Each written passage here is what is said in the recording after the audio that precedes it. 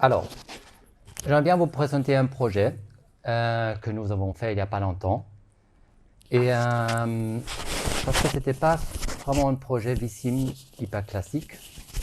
On voit déjà des films qui sortent ici. Et il n'y a aucun véhicule, aucune voiture qui circule, aucun piéton qui circule. C'est pas non plus des animaux des vers de terre. Ici, c'est des trams de Strasbourg où on a fait une étude d'exploitation TC par simulation dynamique. Quand j'avance un peu les films, c'est beaucoup plus clair.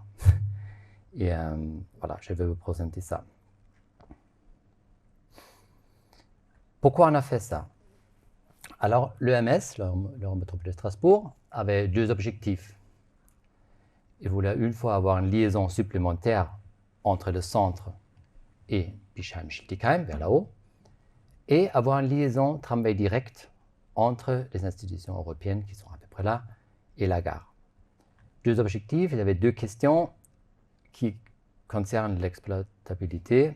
La première question est la question de la capacité du réseau tramway aujourd'hui. Jusqu'où on peut aller, combien de trams, RAM on peut ajouter, surtout ici, sur cette partie-là, avec ces carrefours trams, qui sont des points durs déjà aujourd'hui. Et la prochaine question, qui est un peu plus tard, c'est OK, quel tracé et quelle configuration optimiser pour ces nouvelles lignes tram, si jamais on doit modifier l'infrastructure. Bon, le projet n'était pas vraiment classique, la méthode est quand même classique, ça veut dire faut commencer à créer les modèles, à bien caler les modèles, et après, une fois le modèle est calé, créer les scénarios. Pour le calage, l'infrastructure, toujours le thème le plus simple. On a Bing dans Vissim, on a des observations et on peut y aller et coller très rapidement les réseaux. La régulation, ça c'était déjà un peu plus un défi parce qu'il y en a beaucoup des carrefours où les trams passent et on les a classés en trois classes, trois régulations.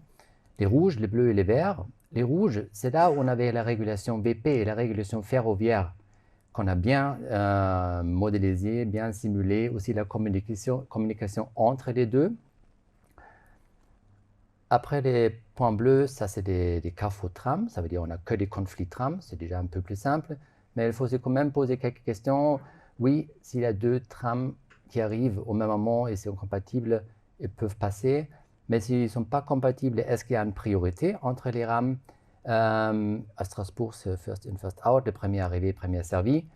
Mais il y a des petites exceptions, par exemple ici, les trams bleus veulent tourner, mais le tram violet lui bloque la voie parce qu'ici il y a un arrêt, donc il doit attendre. Donc le jaune, il peut passer quand même avant le bleu, même s'il vient plus tard. Donc ça, c'est des choses simples, mais on a réglé ça avec Visvap finalement. Et les dernières sortes de carrefours, c'est les carrefours VP, donc c'est des carrefours où finalement les trams passent, juste. Où on n'avait pas prévu de simuler le monde des voitures de toute façon, ou tous les carrefours à feu en détail. Heureusement, on a l'hypothèse de priorité maximale, ça veut dire une rame qui passe. Normalement, il n'y a pas de perte de temps pour une trame. Mais il y a deux petites exceptions. C'est si on a un feu directement avant l'arrêt et un feu directement après l'arrêt. Par exemple, ici, le tram arrive, il y a déjà une trame sur l'arrêt, donc il s'arrête ici. La régulation continue à faire sa vie pour donner les verres aux autres utilisateurs. Le tram il part et à ce moment-là, il ne peut pas démarrer tout de suite parce que le feu n'est pas prêt. Donc il y a un certain temps qu'on a intégré. On n'a pas modélisé le carrefour, la régulation. On a ajouté des panneaux stop qui s'activent juste au bon moment avec une répartition. Donc, les autres feux, tout ça, ils ne sont pas modélisés en détail, mais on a pris en compte leur impact. Matériel roulant, très simple à intégrer, plus dur à avoir les données, mais en gros, ça, on a intégré ça.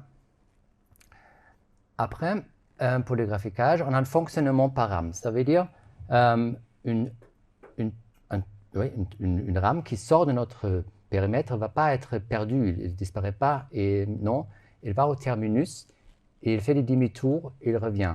L'objectif était ici d'accumuler les retards des courses. Donc par exemple, ici la voiture numéro 95, il est au terminus ici à 16h26, il part, il fait un arrêt après l'autre, et il fait le terminus de l'autre côté, il revient, et ici à 18h13, c'est le prochain départ, mais ici, c'est, pas la vie s'arrête, la ligne s'arrête, elle sort du périmètre parce que c'était juste un renfort, il sort de notre périmètre. Alors, donc ça, c'était intégré avec des boucles. Et après, comme je dis, oui, on a un périmètre qui est déjà assez grand, mais on ne voulait pas simuler tout le réseau complet.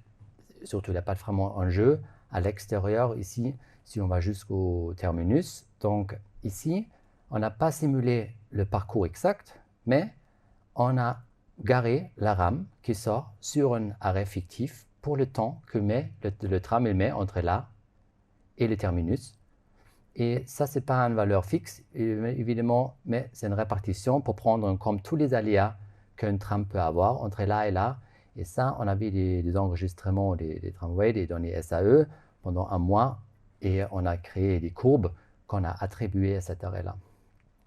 Comme ça, on a intégré les aléas, le parcours, le tram arrive au terminus. Ici, il fait vraiment demi-tour parce qu'on n'avait pas encore le terminus. Donc, ici, on l'arrête pour le temps d'arrêt minimum à respecter. C'est pas seulement le café que le chauffeur doit boire, c'est vraiment des choses, la descente et les battements, etc. Et après, le tram repart, mais il ne part pas tout de suite. Il part seulement à cette heure que j'ai présentée tout à l'heure. Et ici, on a mis alors un feu qui se met au vert au bon moment. Et si le tram il est trop tard finalement, le feu est déjà vert et il continue son trajet. Et s'il est à l'heure ou trop tôt, il est arrêté par le feu et il part à son heure précise. Les temps d'arrêt, comme dit, on avait des données SAE de 1 mois. Les enregistres, ça a l'air un peu comme ça. On voit que pour la ligne A, une fois on s'arrête à homme de fer 48 secondes, une fois 23 secondes, etc. Et ça, on a créé des courbes qu'on a attribuées aux arrêts. Donc, tout est dedans. Maintenant, le travail commence, le calage du temps parcours. Ici, on a calé à plusieurs échelles. Une fois, inter-arrêt, le temps parcours, limite périmètre et les terminus. Et ici, on n'a pas cherché seulement d'avoir la moyenne, mais on voulait avoir la dispersion, tous les aléas. Et comme ça, on a fait beaucoup de simulations, chaque fois de 2 heures, pour recréer la courbe qu'on a récupérée de données SAE. Par exemple, retourne gare, 2 minutes 23, à un moment donné, et un autre moment donné, temps donné, ça prend moins de temps. Donc, on a pu créer une courbe des données SAE qu'on a comparée après avec les sorties de Vissim. Et on a calé alors le temps parcours entre 2 arrêts. Et donc, ça, il y a beaucoup d'arrêts. Une fois ici, par exemple, les Garal, on voit la dispersion. Il n'y a pas beaucoup d'aléas ici. Par contre, ici, à cet inter-arrêt ici, il y a beaucoup de choses qui se passent. Donc, on a cherché d'avoir la même forme de cette courbe qui était enregistrée en réalité. Donc ça, c'est pour la ligne A, mais évidemment, on avait 6 lignes aller-retour, donc il fallait faire pour tous. Une fois ça, c'était bien, ça c'est finalement presque sorti, presque. Aussi limite périmètre et limite périmètre, la moyenne, qui était beaucoup plus simple, mais aussi la répartition, et terminus. Le dernier critère pour caler, quand les trams demandent la priorité à un feu, on enregistre l'heure quand est-ce qu'ils ont demandé la priorité. Et ça, on peut enregistrer, on peut calculer comme ça les intervalles entre 2 rames, créer une courbe et faire la même chose avec Vissim pour être sûr qu'on a aussi bien des bons intervalles entre 2 rames. Voilà, là on a calé, maintenant on passe au scénario. une fois, on avait 4 scénarios avec l'infrastructure actuelle. Ça veut dire ici, on a augmenté on a augmenté la fréquence, ou on a aussi ajouté deux nouvelles lignes. Et les autres scénarios, c'était l'extension du réseau. C'est là on a ajouté une nouvelle infrastructure avec des tracés et des itinéraires configurés. Qu'est-ce qu'on a évalué? Alors, la première chose qu'on a évaluée, c'est des retenues tram au carrefour, qui est quand même un terrain sensible, parce que plus de retenues qu'on a, moins on est capable d'absorber les incidents pas prévus. Et donc, on a compté combien de retenues on a. Je vais expliquer les diagrammes. Ici, c'est l'arrêt. Et on a défini les positions d'arrêt où les rames s'arrêtent, si jamais c'est occupé devant. Et dans les diagrammes ici, on voit combien de fois ça arrive.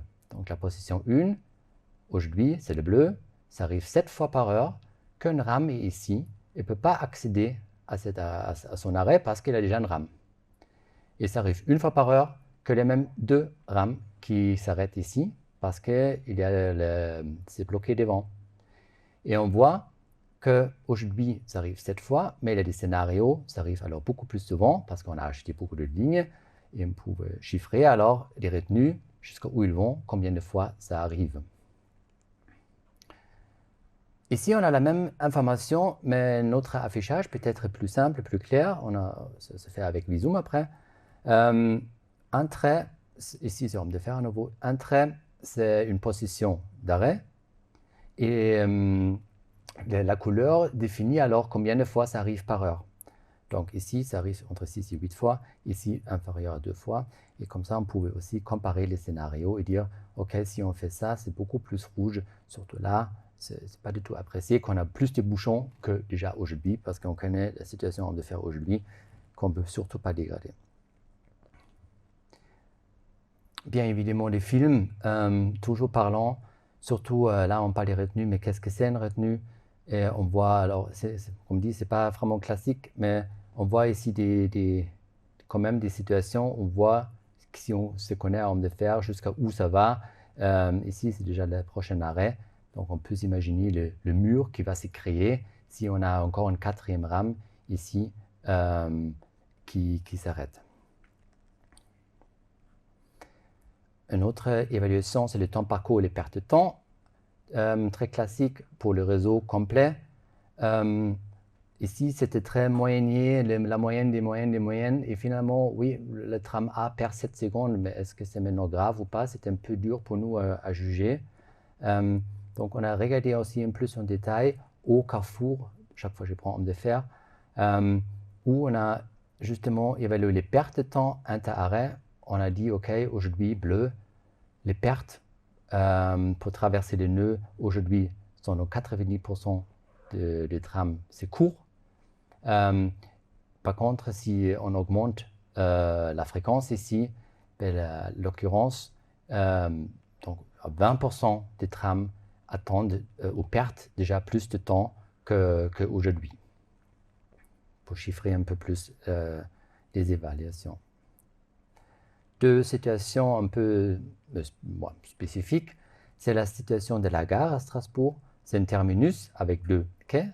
Donc, si jamais il y a 2 rames qui sont déjà ici, et c'est la 3e qui arrive, c'est un des 2 qui doit partir pour faire la place, même s'il n'est pas prêt, même si ce n'est pas encore son heure. Donc, elle part trop tôt. Ça, on a évalué. Aujourd'hui, ça arrive à 11% des trams qui partent trop tôt. Dans un scénario où on ajoute carrément une ligne, ça arrive à presque un tram sur 2 qui partent trop tôt, qui n'est pas du tout bien vu. L'autre, c'est les tunnels. On a un tunnel à Strasbourg qui est géré avec des cantons. Un canton, c'est une section où il y a seulement autorisé qu'il y a une rame. S'il y a une rame, ici on voit un peu, c'est le bleu là, ou jaune après bleu, c'est une rame là-dedans. La prochaine ne peut pas y aller parce que canton occupé, ça veut dire rouge à l'entrée. Par contre, ici, les cantons sont libres, mais le canton N+1 est occupé, c'est jaune, ça veut dire ici le tram peut y aller, mais à vitesse réduite. Donc ça peut faire mal, parce que ces cantons sont quand même parfois un peu longs, et on peut perdre du temps si on, j'ai oublié les chiffres, je sais pas, 15 au lieu de 50. Donc, on peut perdre du temps, et surtout quand on a trouvé, si on ajoute alors plus de lignes, évidemment, les situations jaunes et rouges, ça devient plus souvent le cas, et ça arrive plus souvent. Et on a constaté en moyenne, on perd ici 40 secondes, et qui est lié aussi au fait qu'on a 5 cantons et pas 6 cantons, etc. Oui, ça c'est une évaluation plutôt globale, où on a pour tous les réseaux. Alors, les premiers 3 indicateurs, on peut faire sans BSIM, j'imagine, le nombre des services, le nombre des rames qu'on a dû utiliser, le nombre de carrefours, mais la vitesse commerciale et les temps parcours, c'est là où c'est BSIM qui a dû nous aider pour évaluer ça. On a fait ça aussi par ligne ici pour toutes les lignes, qui donnait aussi un indicateur. Voilà pour résumer. Alors oui, c'est possible de faire avec VSIM un outil d'exploitation d'un réseau TC. Surtout, on a pu prendre en compte tous les aléas, tous les éléments stochastiques, et on pouvait chiffrer et dire combien de fois les situations extrêmes arrivent pour donner un indicateur. Est-ce que c'est vraiment grave? Si ça arrive seulement une fois, c'est pas grave. Si 10 fois, c'est grave. On peut s'imaginer des tests de sensibilité qu'on n'a pas fait dans ce cadre-là.